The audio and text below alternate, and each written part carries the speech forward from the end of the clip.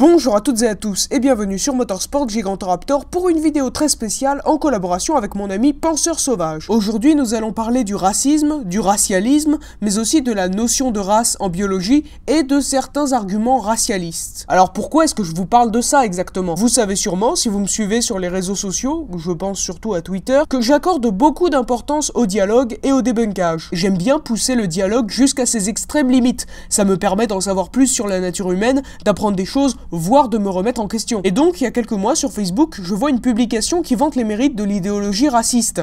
Et là, je me dis que je n'ai jamais vraiment pris le temps de discuter avec quelqu'un qui se revendiquait de cette idéologie, quand bien même on en parle assez souvent. Alors, j'ai commencé à contacter des racistes et à discuter avec eux. J'ai été surpris par cette rapidité à dégainer les insultes, alors que j'étais d'une courtoisie irréprochable, afin d'éviter de les offenser dès le début du débat. À peine j'ose dire que l'identité française ne se définit pas par la couleur de peau, que je reçois les réponses suivantes. Attention, c'est un peu violent. Les gauchistes comme toi sont le cancer de la planète. Va te pendre. Et oui, et va épouser une noire, tant que tu y es, gros puceau à lunettes, c'est le microscope qui l'a dit, vu que les races n'existent pas.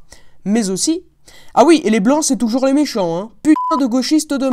Si tu es cultivé, et avec une intelligence aussi grosse que tes lunettes de gars à problème, j'en doute un peu mais sait-on jamais, tu devrais lire un peu l'anglais aussi. Et là, il m'envoie vers un site raciste sans intérêt. Les commentaires que vous venez d'entendre émanent de personnes de la communauté de Daniel Conversano, avec qui j'ai eu un peu l'occasion de discuter et qui se revendiquent de l'idéologie raciste. Alors d'abord, je vais me définir, je suis un nationaliste blanc occidentaliste, c'est-à-dire que je considère que la vie en Occident est la meilleure possible et qu'elle doit être préservée, donc on va dire plutôt dans des pays blancs. Que les gens n'ont plein le cul des Arabes. Bordel! Putain, mais tu vas arrêter. Définissons donc le terme de racisme et commençons ce débunkage. Ensemble de théories et de croyances qui établissent une hiérarchie entre les races, entre les ethnies, attitude d'hostilité pouvant aller jusqu'à la violence et de mépris envers les individus appartenant à une race, à une ethnie différente, généralement ressentie comme inférieure. Alors plus spécifiquement, on peut distinguer deux choses. Le racisme dont vous venez d'entendre la définition et qui concerne donc une hostilité envers certains citoyens sur la base de leur appartenance ethnique ou raciale supposée. C'est ce qui consiste à mépriser ou haïr une personne avant même de la connaître du simple fait qu'elle serait noire, arabe, chinoise ou n'importe quelle autre origine différente de bien de chez nous. Mais aussi le racialisme, qui est un courant de pensée philosophique et scientifique qui était très répandu en Occident sur la seconde moitié du 19e siècle et la première moitié du 20e siècle. Et ça, il faut bien garder en tête que c'était pas l'affaire de Jean-Michel J'ai tout compris qui vous expliquait au bistrot PMU que si sa femme l'a quitté, c'est à cause de tous ces noirs et ces arabes qui nous volent notre travail. C'était au contraire un courant de pensée qui faisait consensus parmi les plus hautes sphères intellectuelles. Le racialisme, c'est une thèse selon laquelle il existe des lignées de population génétiquement distinctes dans l'espèce humaine, qu'on appelle des races, et que ces lignées ont chacune des qualités ou des défauts innés qui expliqueraient les différences sociologiques entre ethnies. En bref, on suppose qu'il existe par exemple une race blanche et une race noire, et que comme dans une société donnée, il se trouve que la race blanche oppresse la race noire, on explique ça par le fait que la race blanche aurait une certaine supériorité naturelle. Et du coup, c'est là qu'on passe du racialisme au racisme. On suppose qu'il y aurait une certaine légitimité à l'oppression de la race noire, puisqu'elle serait naturellement inférieure à la race blanche, donc devrait se soumettre à un ordre social qui reflèterait une hiérarchie naturelle entre les races. L'idée commune aussi bien au racisme qu'au racialisme, c'est donc qu'il existe une hiérarchie dans la nature, avec des races meilleures que d'autres, et que cette hiérarchie naturelle engendrerait les iniquités sociales qu'on peut observer. Du coup, dans cette logique, ce serait absurde de critiquer le fait qu'une minorité ethnique soit opprimée, puisque cette situation serait le résultat d'un déterminisme naturel et que quoi qu'on fasse, il se maintiendrait. Le seul moyen d'obtenir une société fonctionnelle, ce serait donc d'assurer, par la force si besoin, que chaque ethnie accepte docilement la place qu'on suppose lui revenir naturellement. Bon, il se trouve que pour le raciste, c'est toujours à sa propre race que revient la meilleure position sociale, et du coup, d'un pays à l'autre, on retrouve jamais la même hiérarchie des races. Mais si ça se trouve, c'est pas une hypothèse ad hoc qui sert juste à légitimer certains privilèges, hein. Pas forcément. Toute discrimination fondée sur la race est donc une discrimination d'ordre raciste. En sociologie, le racisme peut s'étudier à différentes échelles. Pour rendre ça plus simple, j'en ai défini 3. Le racisme institutionnel, c'est un racisme imposé par un gouvernement, comme l'apartheid, ou encore la politique menée par les nazis. Le racisme culturel, c'est un racisme qui touche les mœurs, la culture. Il est vaste et peut se manifester dans les publicités par exemple, ou encore sous forme de racisme banalisé. Super conquérant, il est super. C'est un sacré rigolo lui. Super. Super conquérant. Puis le racisme individuel, c'est un racisme de groupe à groupe ou d'individu à individu. Agresser quelqu'un pour sa couleur de peau, c'est un acte de racisme individuel. Après, il y a plein de nuances. Un racisme peut découler d'un autre. Des mœurs racistes, donc culturelles, peuvent mener à des agressions racistes, individuelles, et peut aussi mener à des élections de politiciens racistes, élus donc, institutionnels. Vous l'aurez compris, les racismes sont liés entre eux. J'aimerais bien insister sur une chose qu'a développé Penseur Sauvage. Le racisme ne doit pas se confondre avec le racialisme, qui lui se définit comme le fait de découper l'humanité en races et expliquer des phénomènes sociaux par ces races, là où le racisme consiste à théoriser un certain ordre hiérarchique arbitraire entre ces races. Cette hiérarchie est absurde par définition, vu que la supériorité n'existe pas en biologie. Rien ne justifie l'infériorisation d'une population pour je ne sais quel critère. Quant aux racialistes, je suis désolé, mais expliquer les difficultés d'intégration de certaines personnes par la race et les comportements liés à cette race est un raisonnement bien douteux. Il n'y a pas à supposer une cause innée ou naturelle aux phénomènes sociaux, alors qu'il existe d'autres explications plus pertinentes et mieux harmonisées avec ce que nous apprennent les sciences sociales. Il y a le communautarisme, le passé colonial d'un pays, le racisme culturel d'un pays, voire institutionnel, la religion et son degré d'application, etc., etc. Mais alors, d'un point de vue biologique, qu'est-ce qu'une race exactement? Rien du tout, c'est juste un terme qu'on emploie par commodité pour désigner les animaux issus de la sélection artificielle, comme les chiens ou les chats. En biologie, les races n'existent pas. Un peu comme les amis de Manuel Valls, jamais. Les races, chez les animaux de compagnie par exemple, sont définies par des critères subjectifs et pratiques qui n'ont rien de scientifique. On a remplacé en biologie le terme de race par population, qui est bien plus précis et désigne la chose suivante. En écologie, une population désigne un ensemble d'individus d'une même espèce se perpétuant dans un territoire donné. Définir une population, c'est plus ou moins arbitraire. Néanmoins, ça reste bien plus précis que définir une race. En plus de cette complète invalidité scientifique, s'ajoute la connotation négative du terme de race. Mais ça, nous n'allons pas en parler aujourd'hui. Parce qu'on s'en fiche. Alors oui, et ça c'est un truc visiblement un peu confus pour tout le monde. Pourquoi on dit qu'en science il n'existe pas de race alors qu'on parle communément de race dans l'élevage et qu'on observe clairement des différences entre les humains comme la couleur de peau? Pour les racistes, c'est bien la preuve que la science est entre les mains du lobby judéo-reptilien LGBT pédosataniste Antifa et qu'elle sert juste à légitimer la pensée unique politiquement correcte qui orchestre le grand remplacement. C'est très clair, si on dit en science que les races n'existent plus, c'est juste parce que l'idéologie bien pensante bobo-gauchiste dominante cherche à nier le fait qu'il existe une hiérarchie naturelle entre les humains. La preuve, au début du XXe siècle, la science reconnaissait sans ambiguïté l'existence de races. C'est donc bien qu'elles existent vraiment, mais qu'il y a actuellement un complot pour le nier. Évidemment, c'est pas aussi simple. La raison pour laquelle on ne dit plus en science qu'il existe des races, c'est pas une raison purement politique. C'est tout simplement que la méthodologie scientifique a beaucoup changé depuis l'époque des théories racialistes. En l'occurrence, il y a eu deux changements absolument majeurs qui ont conduit à renoncer au concept de race pour les humains. Je vais les résumer ici très brièvement, mais si vous voulez approfondir, vous pouvez aller voir la vidéo sur l'émergence des théories racialistes que je viens de publier sur ma chaîne. Le premier, c'est la génétique, parce qu'à l'époque, on disposait pas de moyens vraiment fiables pour étudier la parenté entre les espèces. On se fiait à l'anatomie comparée pour les distinguer. C'est-à-dire que tout ce qui se ressemblait allait dans une catégorie commune, et tout ce qui se distinguait allait dans des catégories à part. Tout ça à différents niveaux, ça j'en parlais déjà dans ma vidéo sur la spéciation. Alors, à l'époque, c'était mieux que rien, mais c'était tout sauf parfait. En réalité, c'est souvent assez trompeur comme critère.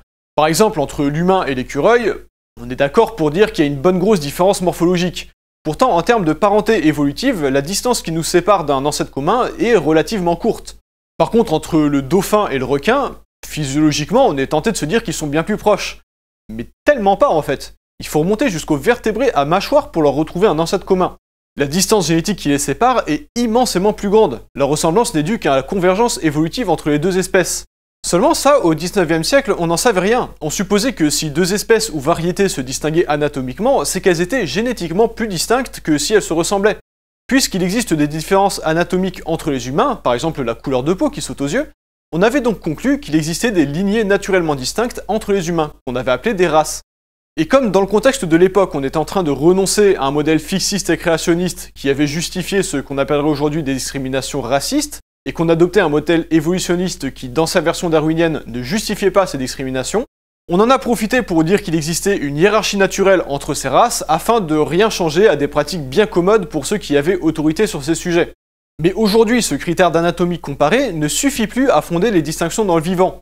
Et il se trouve que sur le critère de la génétique, absolument rien ne permet de distinguer des races entre les humains, et encore moins de supposer une hiérarchie entre elles. Donc il n'existe plus aucune pertinence scientifique à cette notion, et de là, le principe de parcimonie fait qu'on n'a pas à supposer l'existence de races humaines. Et le deuxième changement, c'est le scepticisme méthodologique. À l'époque des thèses racialistes, la science était une discipline encore très jeune, et sa méthode très bancale par endroits, notamment du fait que le scepticisme méthodologique n'a été formulé qu'en 1963 par Karl Popper dans Conjecture et réfutation. Avant ça, on considérait que l'hypothèse qui expliquait le plus de choses était l'hypothèse la plus fiable.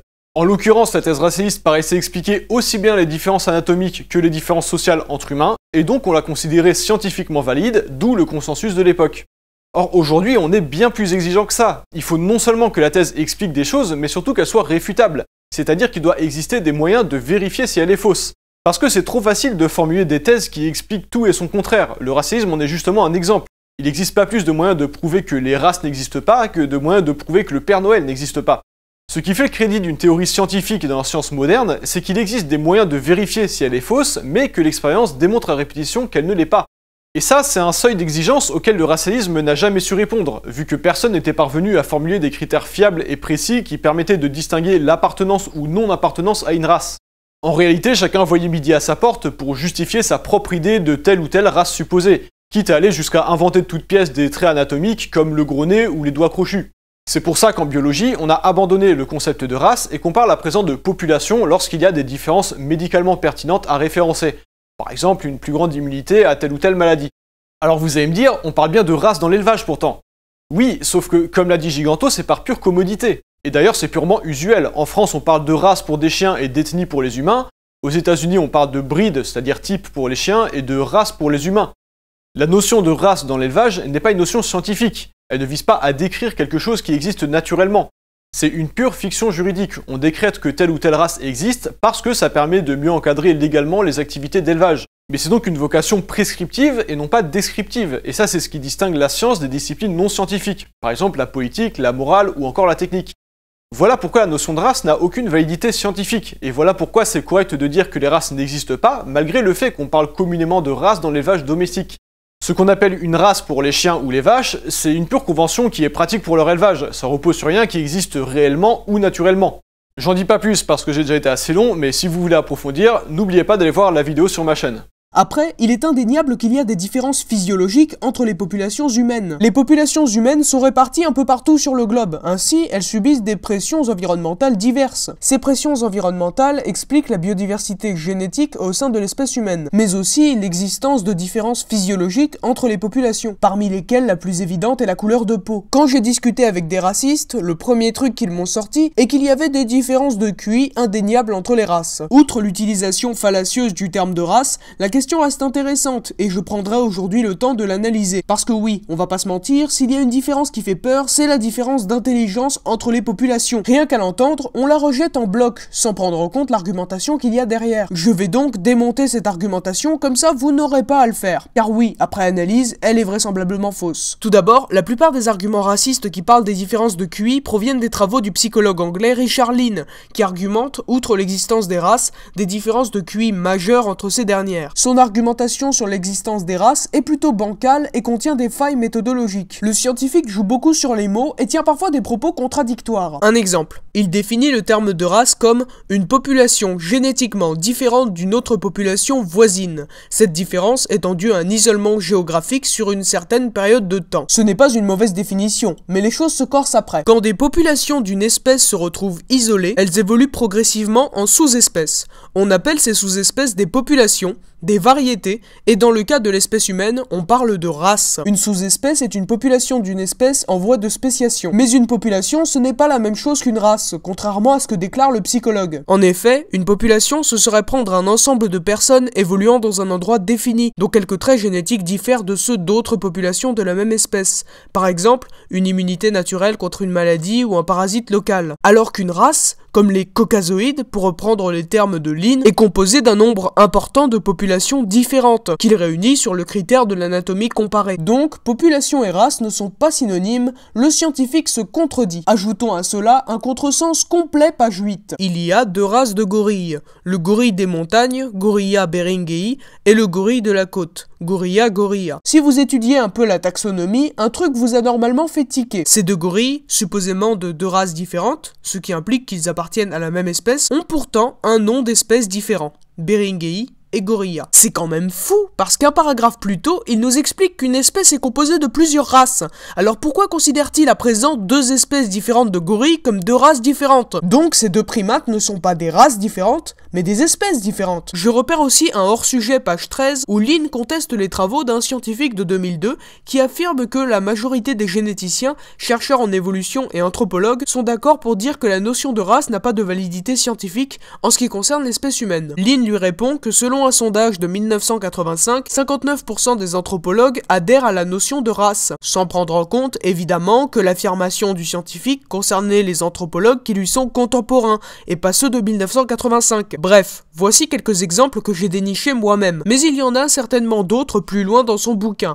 Autant vous dire que j'ai autre chose à faire que d'analyser les 200 pages qui restent. Surtout que Lin a déjà été attaqué par plus d'un scientifique. On lui reproche notamment de sérieux biais d'échantillonnage. Les racistes, à commencer par Daniel Conversano, m'ont aussi beaucoup suggéré d'aller voir le site intelligencehumaine.com, sur lequel, malgré son apparence rigoureuse, on retrouve quelques bourdes non négligeables. En quoi la variabilité génétique découlant logiquement de cet isolement serait moindre en 100 000 ans chez l'Homo sapiens qu'elle ne l'est en 15 000 ans pour les chiens. Peut-être parce que les chiens sont issus de la sélection artificielle, exerçant une pression de sélection inédite dans l'histoire de la Terre, contrairement à l'homme, animal comme un autre. Et d'ailleurs, c'est n'importe quoi, l'évolution des espèces ça marche pas comme des Pokémon, il suffit pas d'accumuler de l'XP pour que l'espèce se métamorphose en une forme supérieure.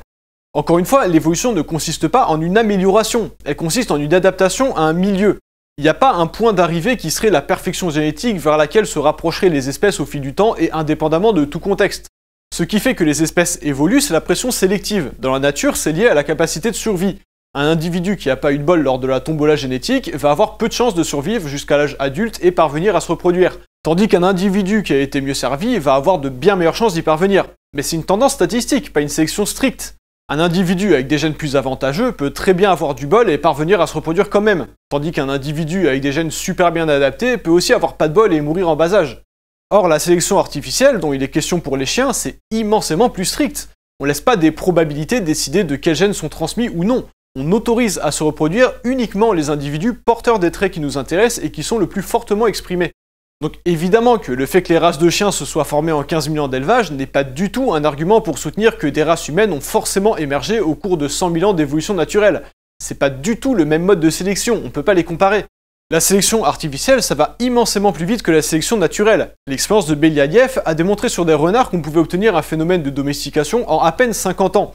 Donc il faut comparer ce qui est comparable, sinon c'est pas un argument, c'est de la justification. Poursuivons sur intelligence humaine. À des fins d'objectivité, il paraît censé devoir quel est le temps moyen d'apparition de races différentes pour différentes espèces d'animaux. Et là, l'auteur de ce texte prend comme exemple un animal issu de la sélection artificielle. Donc, côté objectivité, c'est le néant. Ensuite, pourquoi parler de différentes espèces au pluriel si seul le cas du loup est cité? C'est le pire exemple à prendre. Typiquement, ce site reprend d'ailleurs souvent comme source le très contesté ouvrage de Richard Lynn dont nous avons parlé tout à l'heure. Si vous avez d'autres choses à dire sur ce site web, n'hésitez pas à les partager en commentaire. Je ferai une banque de données accessible à tout le monde pour qu'on puisse évaluer l'entièreté de ce site avec un regard scientifique et rigoureux. Dans le même style, il y a le livre The Bell Curve, ouvrage de Murray et Einstein qui détaille les différences d'intelligence entre les races humaines et explique les phénomènes sociaux avec ces différences. Vous imaginez que ce bouquin n'est pas resté sans réponse et que plus d'un scientifique en a dénoncé la méthode fallacieuse. Un livre de débunkage a même été publié, c'est vous dire. Ajoutez à cela les nombreuses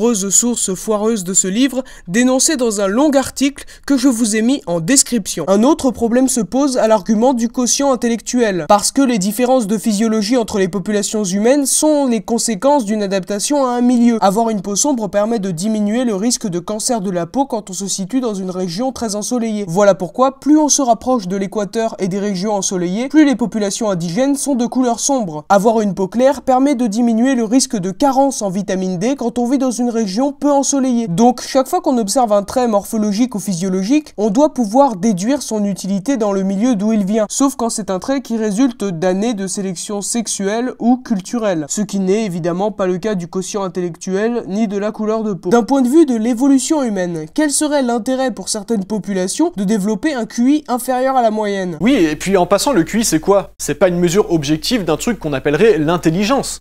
Ce qu'on appelle intelligence communément, c'est surtout l'intelligence humaine, et c'est un ensemble de capacités cognitives diverses et très variées. Le test de Wechsler, qui mesure le QI, ne fait que mesurer un certain nombre de ces compétences entre humains pour établir une moyenne, relativement à laquelle on peut ensuite comparer des individus. Mais il en ignore aussi plein d'autres, comme la capacité à l'empathie, la capacité de transmission culturelle, la théorie de l'esprit, la coopération.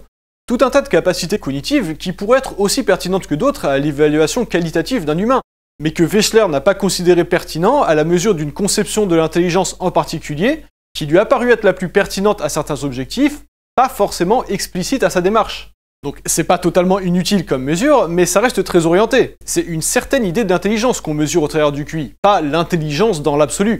Comme je le disais dans ma vidéo sur l'intelligence, ça aurait aucun sens de chercher par exemple à mesurer le QI d'un chien ou d'un singe. Tout simplement parce qu'ils n'ont pas du tout la même forme d'intelligence que nous, et que mesurer leur intelligence relativement à l'idée que nous, humains, on se fait d'intelligence, ça reviendrait en fait à la situer sur une échelle qui irait de 0 à humain. Donc ce serait biaisé dès le départ comme mesure. Et c'est pareil quand on cherche à mesurer le QI entre ethnies. Ça revient surtout à situer les ethnies sur une échelle qui va de 0 à conception occidentale de l'intelligence. C'est une mesure pertinente uniquement dans le cadre d'un certain type de société pour lesquelles les capacités mesurées sont les plus utiles, ou du moins sont perçues comme telles. Si vous faites passer un test du QI à un papou de Nouvelle-Guinée par exemple, vous pouvez être certain que ça vous poussera à conclure qu'il est intellectuellement déficient. Par contre, si vous remontez dans le temps, que vous prenez ce même papou à la naissance et que vous l'élevez comme un occidental, au sein d'une famille aisée et avec un accès à une éducation de qualité, là vous pouvez être certain qu'il réussira le test du QI en étant au moins dans la moyenne. Donc même si on observait des différences de résultats dans les tests de QI selon les ethnies, ça prouverait absolument pas que la différence observée s'expliquerait par la génétique. Pour le savoir, il faudrait parvenir à éliminer les variables environnementales, donc comparer les résultats entre ethnies à milieu social et culturel parfaitement équivalents. C'est seulement si à conditions sociales identiques on observe bien une différence notable de QI entre une ethnie et une autre qu'on peut commencer à suspecter que son origine est bien innée et non pas acquise.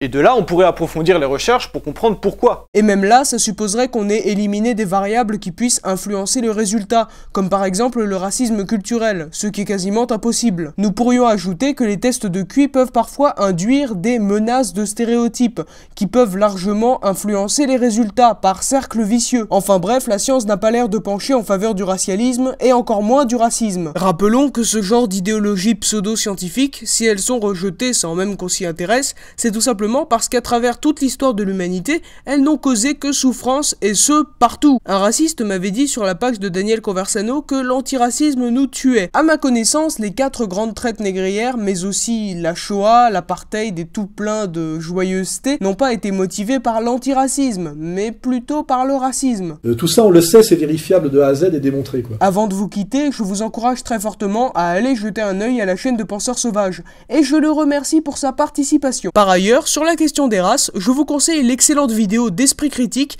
qui se trouve en plus être le meilleur ami de Penseurs Sauvages, qui démonte habilement ce concept pseudo-scientifique chez l'espèce humaine. Il y a aussi la vidéo de Dirty Biology qui est pas mal. Tous les liens sont en description. À tous les racistes ou racialistes qui aimeraient m'adresser une réponse, je pense notamment à Geoffrey Marot ou Daniel Conversano, n'hésitez surtout pas à le faire sous la forme qui vous convient, et je tâcherai alors d'y répondre en vidéo. Sur ce, merci d'avoir regardé, j'espère que ce travail vous aura intéressé. N'hésitez pas à partager la vidéo si vous l'avez appréciée, ainsi qu'à faire des suggestions dans les commentaires.